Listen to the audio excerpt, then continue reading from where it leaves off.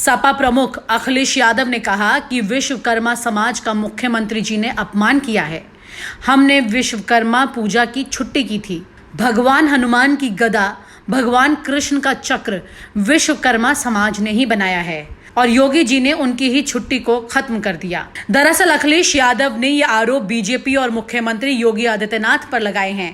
उनका ये कहना है कि विश्वकर्मा समाज का अपमान हुआ है।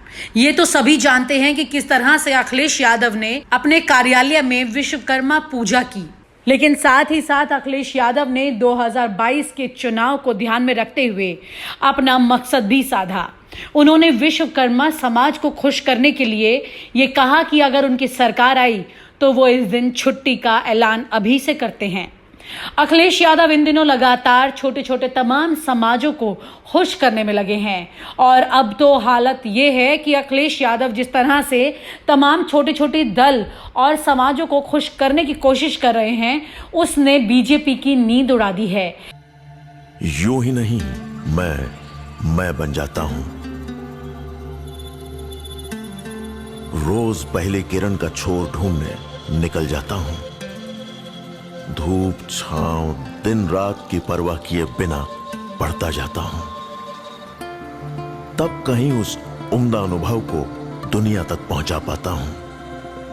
यूं ही नहीं, मैं रजनीगंधा बन जाता हूं। बीजेपी भी मजबूर हो गई है कि वो धर्म की लाइन से हटकर इस वक्त छोटे दल और समाजों को खुश करने की कोशिशों में लग जाए। अखिलेश यादव इस वक्त लगातार अपनी इसी लकीर पर काम कर रहे हैं।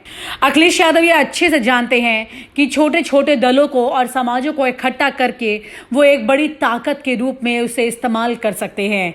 वहीं पर योगी आदित्यनाथ लगातार ये दावा कर रहे हैं कि 2022 में सरकार उनकी बनेगी, लेकिन सच्चाई तो ये है कि इस वक्त अखिलेश यादव जिस तरह से सॉफ्ट हिंदुत्व को भी इस्तेमाल कर रहे हैं और वहीं पर वो जानते हैं कि मुस्लिम और यादव वोट बैंक उनका है, उसके अलावा वो छोटे छोटे तमाम दलों को भी साध कर चल रहे हैं।